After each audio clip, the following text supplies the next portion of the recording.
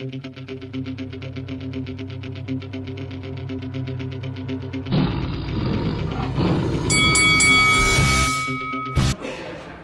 this is Frank Warren. You're watching Lights Out. This is FAISAL Khan for Lights Out, and with me via Zoom, I'd like to be joined by Mr. Duke Mckenzie. Duke, good afternoon to you, mate. How's it going? How you doing? Yeah, I'm very well, thanks, Faisal. Very well indeed. How are you coping during the new lockdown and still being under this current situation that we were in pretty much last year when we last spoke? Well, unfortunately, Faisal, like you said earlier on, this has become like a way of life for everybody. There's nothing anybody can do about it. We just have to deal with it. Unfortunately, lockdown, it means just that. We're locked down. So, you know, I think the sooner people get used to that, get their head around it, then they'll start finding things to do with their time, you know, other than just eating and drinking. There's plenty you can do, be getting on with to keep yourself fit and keep yourself active, keep your mind occupied. It's always nice to get people's opinions on it. How long do you honestly think that it's going to continue like this, judging by the amount of cases that are rising and, of course, you know, going back into a third lockdown? I mean, it'd be nice to get your opinion on it. How long do you think this? Well, listen, Faisal, you're asking me an impossible question, mate. How long's a piece of string? Is you know, listen. You had to put time on it. Listen, the government don't even know, and you know they're supposed to be the people that are in control of this whole situation. I'm like this. I'm a big believer in just dealing with each situation as it comes on a daily basis. And like I said, there's so much to do, you know, on a personal level. I think for just about everybody, not only me, but I just think you can really keep yourself occupied. You know, all the little odd jobs you can do in and around the house, and actually get yourself out into your garden if you've got one, clean that up. You know, I'm sure there's painting and decorating to be done around the house. There's, you know, you can do light, gentle exercise. You can have daily walk. You know, there's a lot to be done. I just, you know, I don't like really just sitting around doing nothing, you know? Well, it's good to see that you're keeping yourself busy and you seem pretty positive throughout what's going on, and hopefully that's the case with everybody else, because I know how, you know, mentally and physically draining this whole pandemic has been for people, and let's just hope for better days ahead of us. It was announced last week that boxing will be allowed to return to the UK by the British Boxing Board of Control. Eddie Hearn has announced a few good shows. There's been a few signings with, you know, certain promoters. Just want to obviously ask for your opinion on a guy that you, well, kind of stood up for when he lost to George Groves in Chris Eubank Jr. signing with the Sowlands. That fight with George Groves was quite a while back now. What's your thoughts on Eubank signing with the Sowlands? It can't be a bad move for him. I mean, listen, nobody's getting the activity that they need. And let's just hope, obviously, lockdown gets, you know, this whole COVID-19 thing gets cleared up sooner rather than later. Because, you know, there's so many good fights out there for Eubank. And I really believe that if he can get some activity before they start talking about, you know, I want to fight Triple G or I want to fight Canelo or anybody like that. Right now, it's a ridiculous sort of thing to be talking about. I can understand it from a promotional point of view. However, I think right now, as far as Triple G is concerned, I think Eubank Jr. is in a prime position to absolutely do a number on him. I mean, he's 31 years old. His last fight was all the way at the back end of 2019. You know, that's a long time to be inactive, especially with how the 160/168 division been panning out as of late. You've kind of got Canelo that's just taken over, and you've got the likes of Billy Joe Saunders that's still waiting for that, you know, career-defining fight. Golovkin put on a good performance at the back end of last year. Would you say that? I mean, obviously, listening to interviews with him and the Sowlands as well, that they want him to have maybe one or two warm-up fights. With what's going on and everything, would you prefer to see him in a warm-up fight, or do you think now would be the right time to put him in with perhaps a Triple G or maybe even one of the Charlos or a Benavidez or a Caleb Plant, or perhaps even that rematch with Billy Joe Saunders? I'll keep him away from Plant. I wouldn't let Mini go anywhere near Canelo. I wouldn't let him go anywhere near Charlo. But I think that the Triple G fight right now would be the fight for Eubank. I mean, he needs a couple of 10-rounders, you know, just to shake off the rust and do what needs to be done. One to shake off the rust, another one to get his, not that he lacks confidence, but it's always good to, you know, get a quick KO under your belt. And then it's also good to get some rounds under your belt, because that's not going to be an easy fight. If he had a couple of 10-rounders, I think my money would firmly be on him to topple Triple G right now. I think Triple G is ready to go. You have to look at the big picture, not the small detail. And I think if you looked at Triple G right now and look back over his last 3 or 4 fights, he's getting slower, he's getting more predictable. He's relying on his power now, where before he could put 3 or 4 shots together and just take you out there. Now he's actually looking for that one-shot KO finish. So for me personally, I think when you like I say, when you look for chinks in the armour, for me there's more questions to be answered for Triple G than there is for Eubank right now. Eubank hasn't had a taste of the big time, not really. Hasn't beaten anybody of world class, and this would be a massive scalp for him. And I really think, you know, boxing's all about timing, and right now the timing would be absolutely perfect for him, you know? The Sauerlands obviously came out and said that they would prefer to see him in 1 or 2 warm-up fights, and one of those fights they mentioned was a fight with Kell Brook. Now, Kell Brook is obviously coming off the back of a defeat to Terence Crawford. It potentially would mean that the fight could happen at a catch weight, or Kell Brook might even have to move back up to 160 like he did for the Golovkin fight. Is that something you'd welcome, Duke? Absolutely. Listen, Kell Brook's at that stage in his career where he needs to just cash in. You know, he's not going to win anything at world level. So for Eubank, it would be a good career move, the Kell Brook fight, because Kell Brook isn't going to beat him. He's not big enough. Kell Brook's never a middleweight. Never, you know, he wasn't born a middleweight. He's got the welterweight frame. He's not even a welterweight anymore. He's like a sort of a light middleweight at best. So the Kell Brook fight would be a safe fight for Eubank Jr. to take him, get Kell Brook out the way, maybe get somebody else like a Kell Brook, another named fighter that's going to test him but not beat him.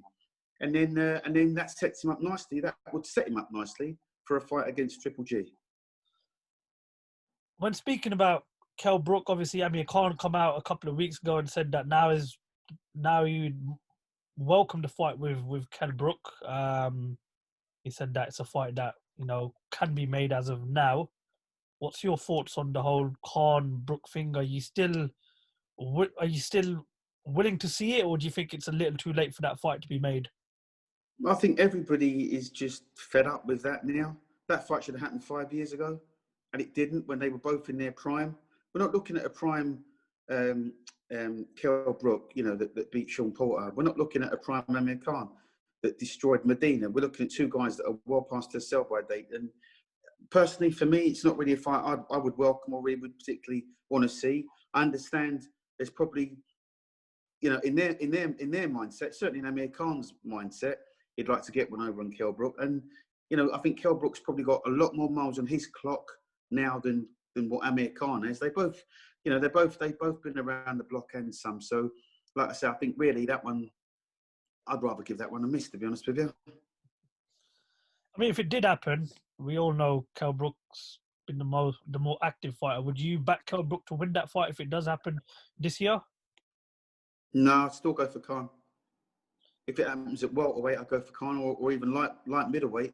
I'd still go for Khan. I think Khan's probably the fresher of the 2, if you was asking my professional opinion. You said that Kell Brook is now in a position where he needs to sort of cash in. Would you say it's more or less the same for Amir Khan, because many in the boxing world still consider him a big name and a big money fight as well?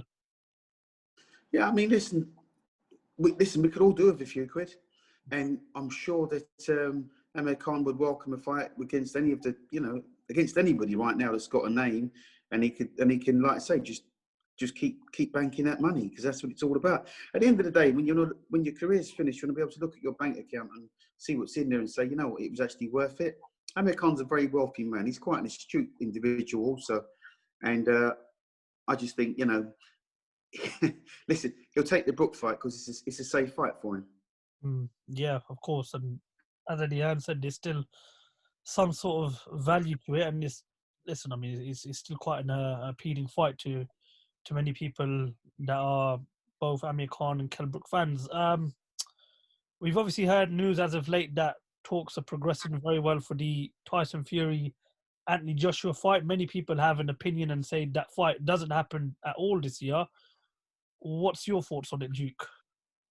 Yeah, I think the fight will happen this year. You know, it might not happen till the end of this year, but the fight will happen. I'm convinced of that. And yeah, I can see it happening this year. And it's an attractive fight for so many different reasons.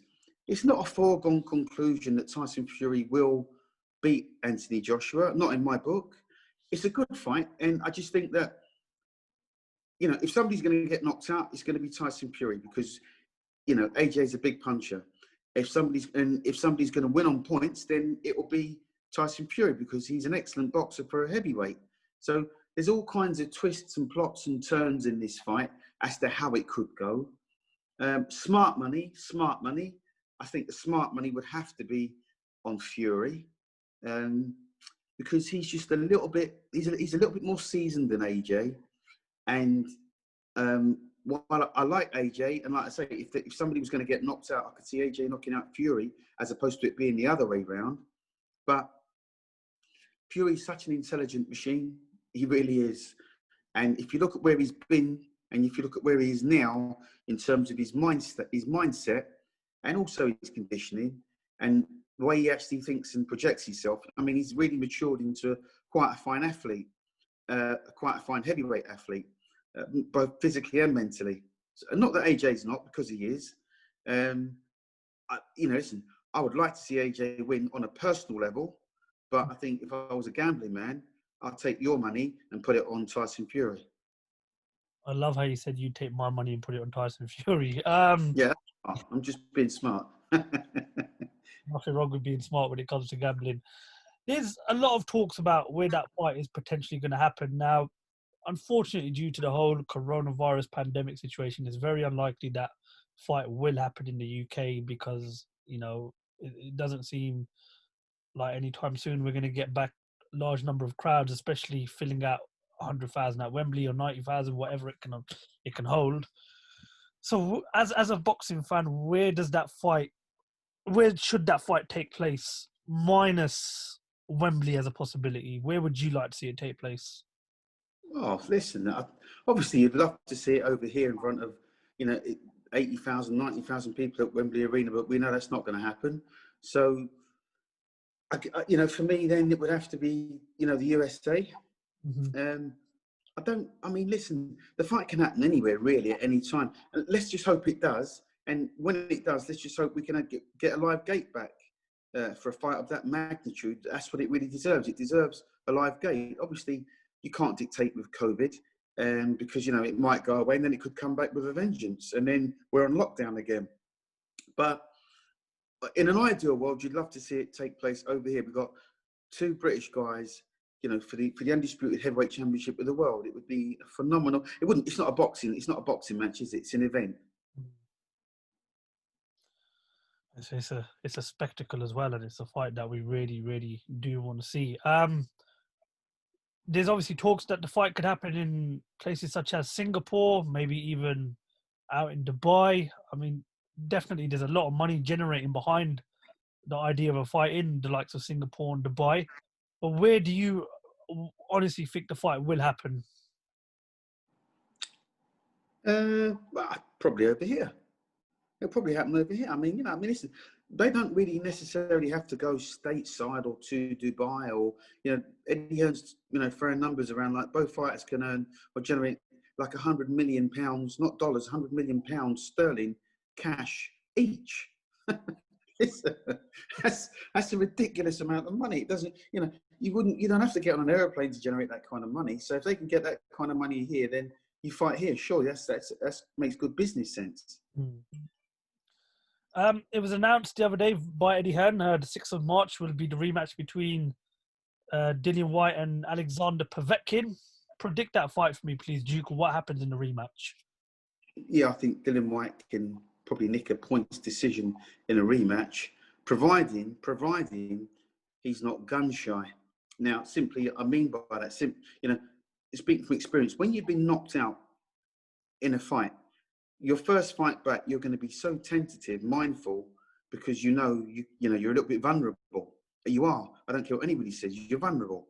And as you start to creep towards, whatever round it was he got knocked out in, I can't remember now. I think it was quite early. Round 5. But as you start, sorry?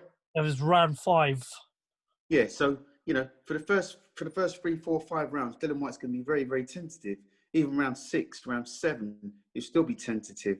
But he can, I think he could quite clearly box his way to, a points victory. He can get revenge over Povetkin. I mean, let's get it right. I mean, Povetkin's a world-class operator. He's proven that. He's come over and destroyed Dylan White. And it was such a fabulous sort of lead uppercut that he threw. That's world-class. But, fights like that, you can't always replicate that kind of performance. You can't always replicate that punch. You can look for it all day long. It just happened. In the blink of an eye, he just slipped the shot, threw the shot, and it was lights out. Quite as easy as that. So, but, listen, they say lightning doesn't strike twice in the same place. So for Dylan White's sake, who I admire Dylan White. I don't know him. I've never met him. We're not best friends or anything like that. But I admire him because he's the kind of guy, he'll fight anybody, Dylan White. Yeah, listen, he's like this, pay me.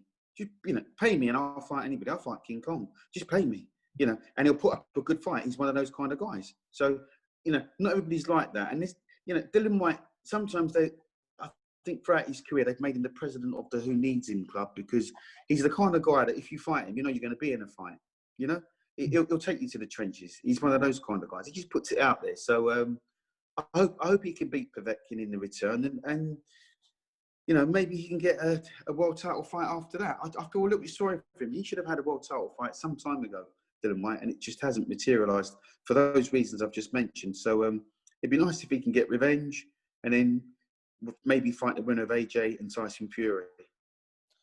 Fingers crossed. I'm with you, Duke, when you say that he deserves a world title shot. It should have happened a very, very long time, but hopefully he can pick up a victory over Povetkin, and then that puts him in frame for the winner of Fury versus Joshua, or even a fight with someone like Deontay Wilder, which I'd really like to see. Final question, Duke. We've seen Mike Tyson and Roy Jones Jr. come out of retirement for an exhibition. Glenn McCrory is also looking to do the same. Evander Holyfield's more or less said that he'd like a shot at a couple of exhibitions. What are the chances of you sort of giving it one last taking part in these exhibitions that we've seen lately? Sorry, that's a nervous laugh. Listen, I don't understand these guys. I really don't. I mean, they've either got really big egos or they're just stupid. I mean, like I said, I don't get it. I don't see the point of an exhibition. I don't see the point of they do. I don't know who it was. Somebody recently said when he saw Tyson and Roy Jones fight that they look like his uncle, these two old uncles fighting. I can't know who it was, but somebody made a comment like that, and that's the last thing you want to see is like two old, guys that are, absolute flipping legends in my mind, like a Roy Jones, like a Mike Tyson. I haven't watched it to this day. I don't want to see that kind of stuff. And I really don't want to see Glenn McCrory and Roy Jones in an exhibition fight. I can understand it if they're doing it for a specific charity and all the money went to charity and they was only doing 2 or 3 rounds and it was just a bit of fun. But, you're talking about these guys potentially doing maybe 6 or 8 rounds, talking it up, pretending to be enemies or, doing the stare down and, it's all fake. So it doesn't really sit well with me. So it's not something that I would agree with or something that I would want to partake in. You would never see me doing anything like that. I mean, I've done 1 or 2 sort of charity things before. I only done one actually about a year or 2 ago, and it was only like 2 rounds, and it was only like it was as stupid as you like. I was pretending to do an Ollie shuffle at one point. I mean, listen, you can do that kind of thing for fun because you're not going to get hit, you're not going to get hurt. But the reality is, I don't really want to see Glenn McCrory against Roy Jones. Do you? I just think it's a case of the buzz has never left some certain people. The love for the sport has never gone away, and obviously people love the sport, but some people love it too much, i.e. those that are making a comeback into it for these exhibitions. So I've never really I mean, would I welcome these exhibitions? It's nice to see these fighters, but I do think, yeah, I do think now a lot more fighters will look to get back in the ring again, and I just think it's just the buzz never leaves these fighters, and I think the love for the sport. Wouldn't you rather go out for dinner with, like, say, Roy Jones and spend an evening with him and talking about his career and his 100. highs and lows? You know, wouldn't that be more sort of beneficial? You know what I'm trying to say?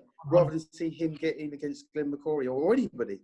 100%. Yeah, I would love the opportunity to just have 5 minutes of his time, let alone go to dinner. But no, it's good that you obviously have come out and said what you said about it, because some people are all for it and some people are all against it. And obviously, there's a fact that one of them could end up getting seriously hurt. And if you look at, well, I know you've not watched it, but Mike Tyson didn't turn up for an exhibition that night. He clearly turned up to take Roy Jones's head off, but Roy Jones still had it in the tank, still had it in his, still had all that movement that he showed many years ago throughout his career. So luckily, no one got seriously hurt. But no, that's not the first time we'll see Roy. That's not the last time we'll see these fighters in exhibitions. But hopefully, if it does happen, nobody gets seriously hurt.